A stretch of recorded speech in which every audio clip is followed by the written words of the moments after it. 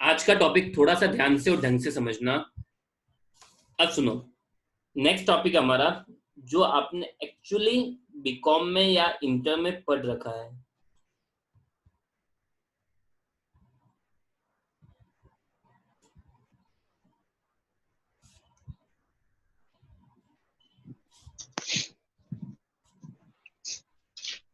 Pre अजम्पटिव income.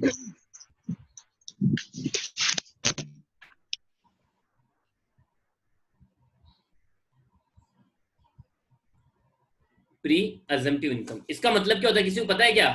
Anyone can guess? Presumptive income इसका meaning क्या होता है?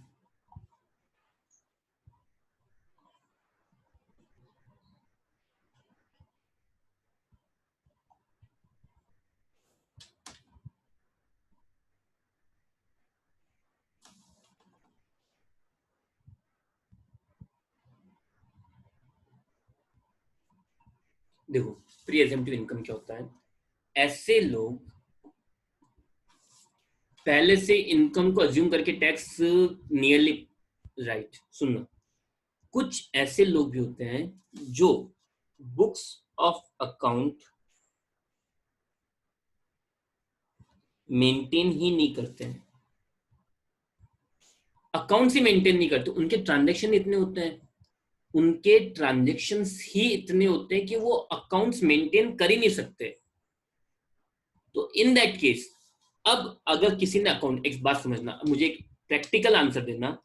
अगर किसी बंदे ने अकाउंट मेंटेन नहीं करा है तो आप उसकी इनकम को कैसे डिटरमाइन करोगे? तीन कंडीशन में पहले क्लियर कर रहा हूं। पहला, बंदा रजिस्टर्ड है।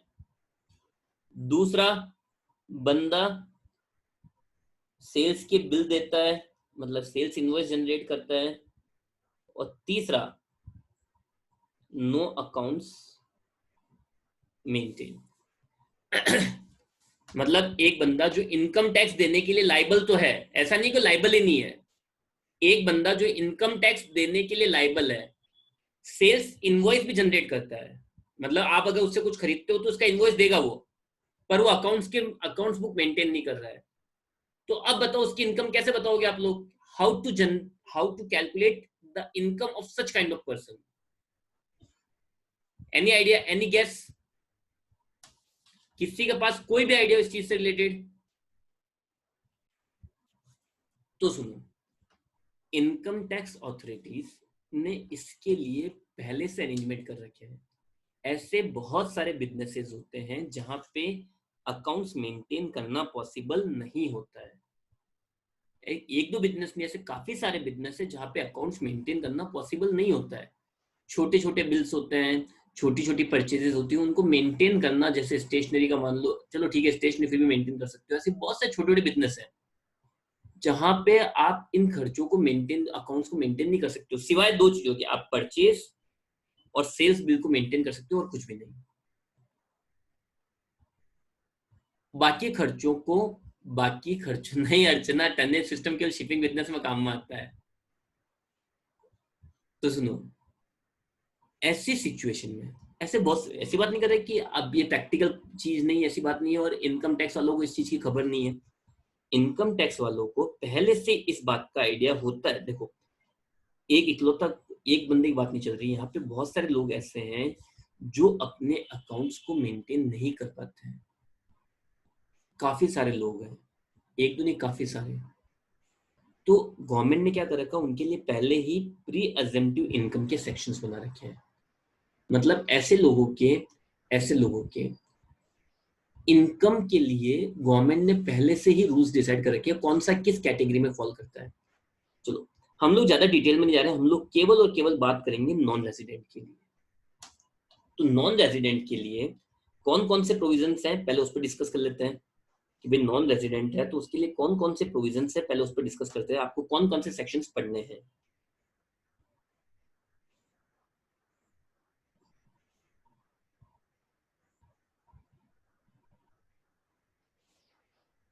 चलो, पहला सेक्शन है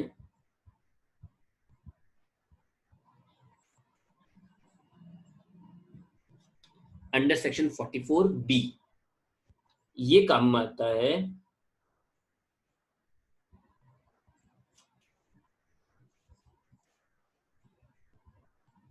शिपिंग बिजनेस में। ये किसमें यूजफुल है? केवल और केवल शिपिंग बिजनेस के अंदर। ठीक है, इसके बाद में नेक्स्ट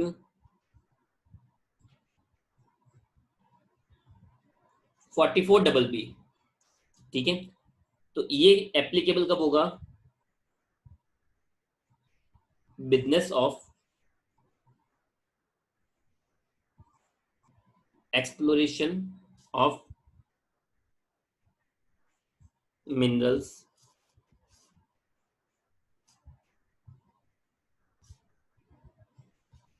फिर 44BBA ये है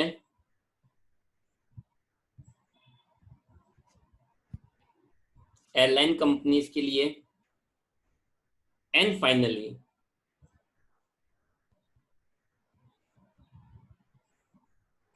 BBB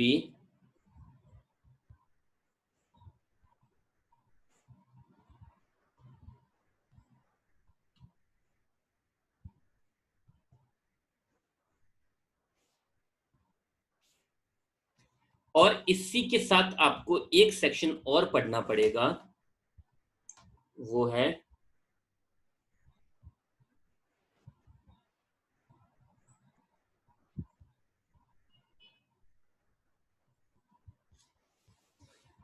वन 172। एक सेक्शन और आपको रीड आउट करना पड़ेगा और वो है सेक्शन नंबर 172। मतलब सबसे आईएमपी कैलकुलेशन आपके यही है और इसी का केवल आपके क्वेश्चन दे रखा है, खासकर एमकॉम वालों के लिए। एमकॉम वालों के लिए केवल इसी का क्वेश्चन दे रखा है और कुछ नहीं।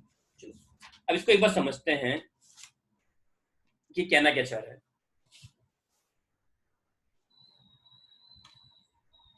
तो देखो मेन सेक्शन कौन कौन से? 44B, BB, BBA, BBB। इसके अलावा दो सेक्शन 44D और DA, दो सेक्शंस और है, पर उसके लिए हम लोग बाद में डिस्कस करेंगे। मेन सेक्शन जो आपको पढ़ने वो ये 4 है। ओके, चलो सबसे पहले समझो, सबसे पहले 44B और उसी के साथ हम लोग रीड आउट करेंगे 172 को।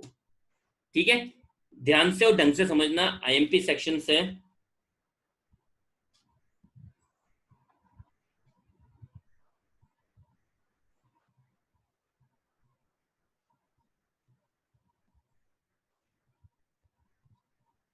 सेक्शन 44B पहले ले रहे हैं सेक्शन नंबर 44B को। ओके, तो एक एक चीज को ढंग से और ध्यान से समझना। अगर नहीं समझ में आए तो एक बार बोल देना। चलो सबसे पहले ये एप्लीकेबल कब होगा? देखो हर सेक्शन की मेन चीज जो आपको याद रखनी है वो रखनी है उसकी एप्लीकेबिलिटी, कि कोई भी सेक्शन एप्लीकेबल कब हो रहा है। जो मेन चीज आप लोगों को याद रखनी है वो उसकी ध्यान रखनी है, एप्लीकेबिलिटी। ये सेक्शन कब एप्लीकेबल होगा?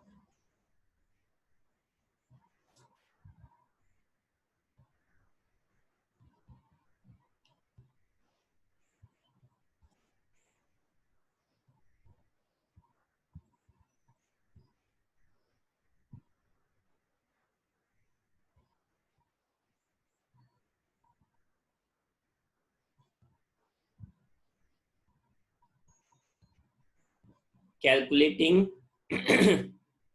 Income of non resident engaged in. Income भी कौन सी? यहां पे बात केवल बीएनपी चल रही हो भाई।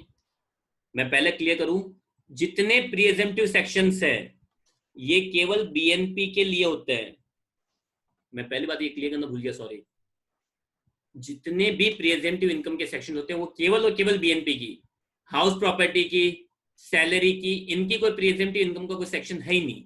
जितना मिला वो इनकम है।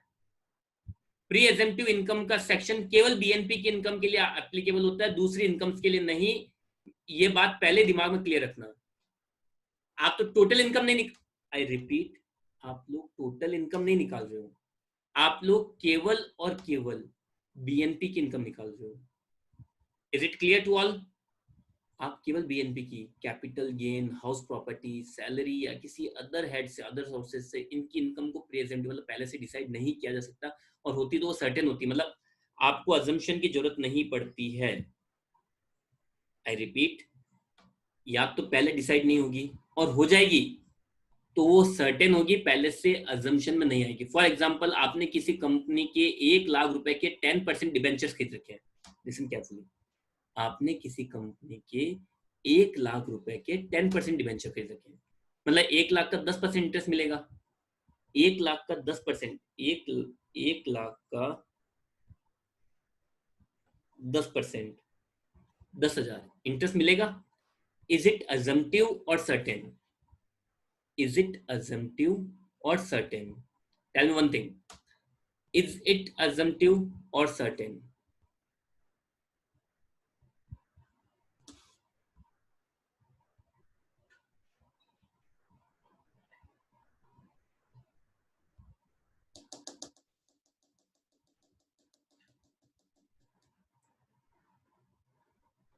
कोई रिप्लाई नहीं कर रहा है।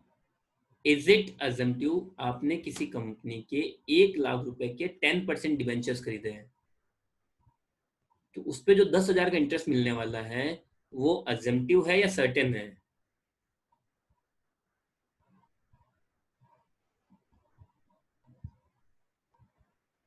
सर्टेन है, वो मिलेगा ही मिलेगा, वो वो मिलेगा ही मिलेगा, ये सर्टेन है। सॉरी। तो इन दैट केस, जब ये चीज सर्टेन है तो यहाँ पे अजम्पशन का कोई सवाल नहीं है। अब मुझे बताओ, आप स्टेशनरी का बिजनेस कर रहे हो, ठीक है, आपने 20 लाख की सेल की है, स्टेशनरी का बिजनेस करो, 20 लाख की सेल की है, मुझे इनकम बताओ, इनकम कितनी होगी, कोई आइडिया? तो यहाँ पे इनकम सर्टेन होगी या अनसर्टेन होगी?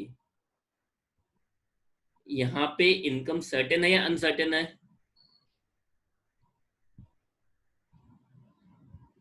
दैट्स वाई यहाँ पे मैं क्या अप्लाई करूंगा, प्री अजम्पटिव इनकम के सेक्शंस को। तो चलो ध्यान से ढंग से समझना, प्री अजम्पटिव केवल बीएनपी को फॉलो करता है और किसी को नहीं। तो मैं पहले क्लियर कर चुका हूँ कि बीएनपी की इनकम निकाला, बार बार मैं ये चीज क्लियर नहीं करूंगा। बाय द वे, अगर आपसे टोटल इनकम पूछे तो ये तो केवल बीएनपी की इनकम हुई, उसमें लॉन्ग टर्म गेन, सैलरी, वो सब ऐड करना होता है। तो बात क्या चल रही थी, 44B कब एप्लीकेबल होगा? 44B कब एप्लीकेबल होगा? तो ये एप्लीकेबल होता है जब कोई non resident person shipping business के अंदर, जब कोई non resident person shipping business में एंगेज होता है। नॉन रेजिडेंट पर्सन किस में एंगेज है? शिपिंग बिजनेस के अंदर। तो इन दैट केस आपके एप्लीकेबल सेक्शन कौन सा होगा? 44B। Is it clear? Yes और नो?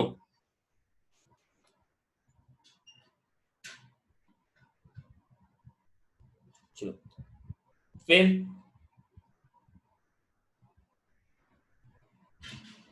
फिर अब इसके अंदर क्या होगा? सबसे पहले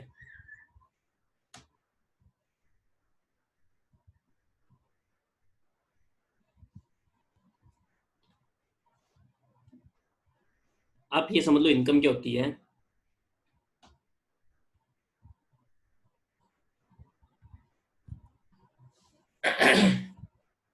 तो इनकम क्या होगी? कौन सी इनकम? बीएनपी की इनकम क्या होगी?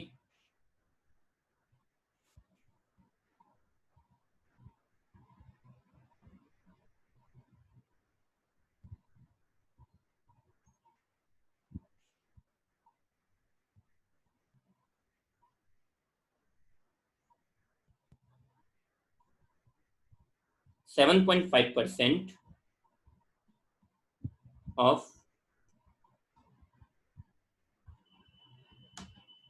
Aggregate amount of freight earned or received in India. 7.5% of aggregate amount of freight earned or received in India. कितना? केवल 7.5% of aggregate amount of freight earn और रिसीव्ड. अब आपको ये अच्छे से पता है कि अर्न और रिसीव्ड का मतलब क्या होता है इन इंडिया. ठीक है. और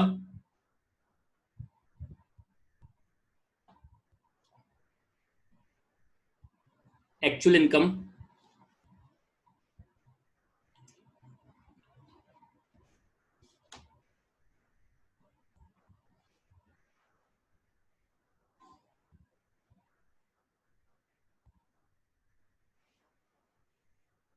7.5% of aggregate amount of freight earn या रिसीव्ड इन इंडिया या एक्चुअल इनकम, दोनों में से जो भी कम होगी. अब अगले को इनकम ही नहीं 7.5%, तो 7.5% में टैक्स थोड़ा देगा.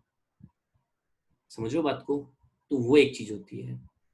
पहले हम लोग केवल बात कर रहे हैं 44B की. तो पहले बोल रहा हूँ कि इसके अंदर अगर किसी ने कुछ पढ़ा हुआ है तो 172 के प्रोविजन मत ऐड कर देना. अभी हम लोग केवल और केवल 44B की बात कर रहे हैं, तो 44B समझो. ठीक है. तो सुनो, पहली बात, एप्लीकेबल कब होगा? जब नॉन रेजिडेंट शिपिंग बिजनेस में एंगेज्ड है. ओके. इनकम क्या होगी? 7.5% of aggregate amount of freight earn और रिसीव्ड इन इंडिया और actual income whichever is less. ठीक है. ओके. फिर अब यहाँ पे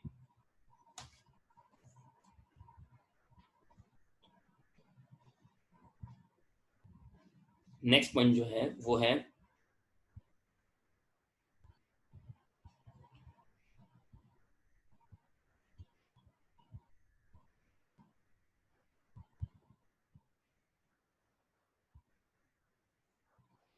नोट्स. नोट क्या क्या ध्यान रखना है, समझना, सुनना और याद भी रखना. सबसे पहला, एक्सपेंसेस की डिडक्शन नहीं रिसीव होगी. कोई एक्सपेंसेस लेस नहीं होगा. शॉर्ट में expenses under section 28 to 43A या deduction under section 28 to 43A are not allowed. और सबसे इजी लैंग्वेज लिख दो अगर इसी चीज को मैं, कि नहीं भाई अपने दिमाग में बैठ जाए. Expenses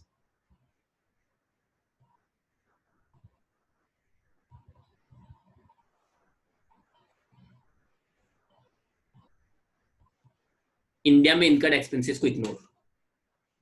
short and sweet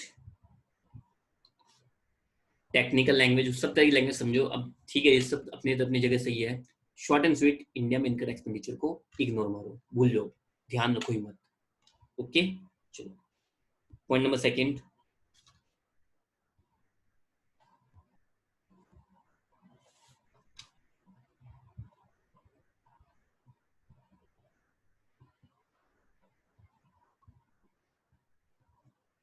SSC can adjust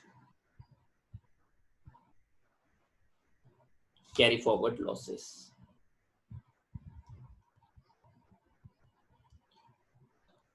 SSC can adjust all carry forward losses. कोई भी कैरी फॉरवर्ड लॉसेस होंगे उनको एडजस्ट कर सकता है. कोई भी कैरी फॉरवर्ड लॉसेस होंगे उनको एडजस्ट कर सकता है. क्लियर. चलो,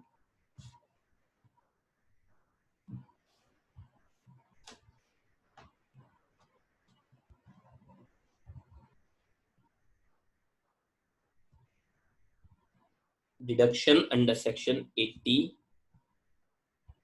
are also allowed. 80 की सारी डिडक्शन जो एक एनआरआई को मिलती है वो सारी डिडक्शंस भी मिलेगी. 80 की जो डिडक्शंस मिलती है वो सारी डिडक्शंस भी मिलेगी. और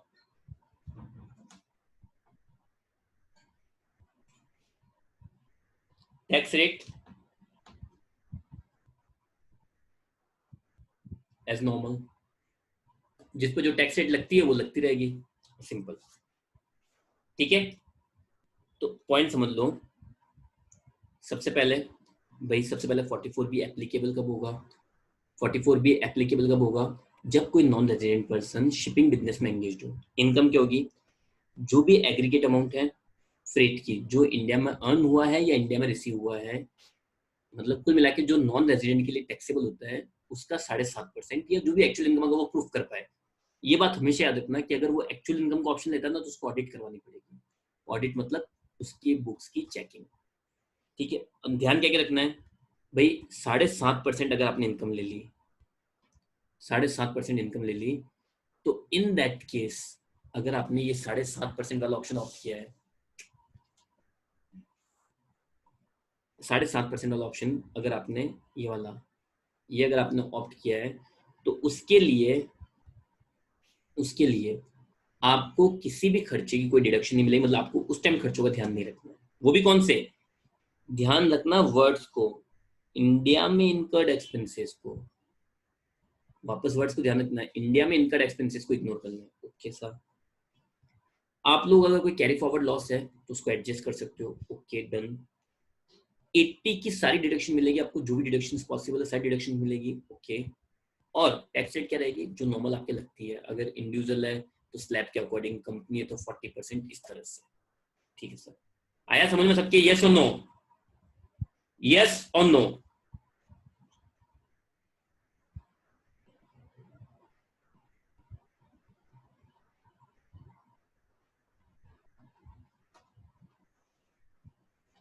यस और नो? Tell me quickly.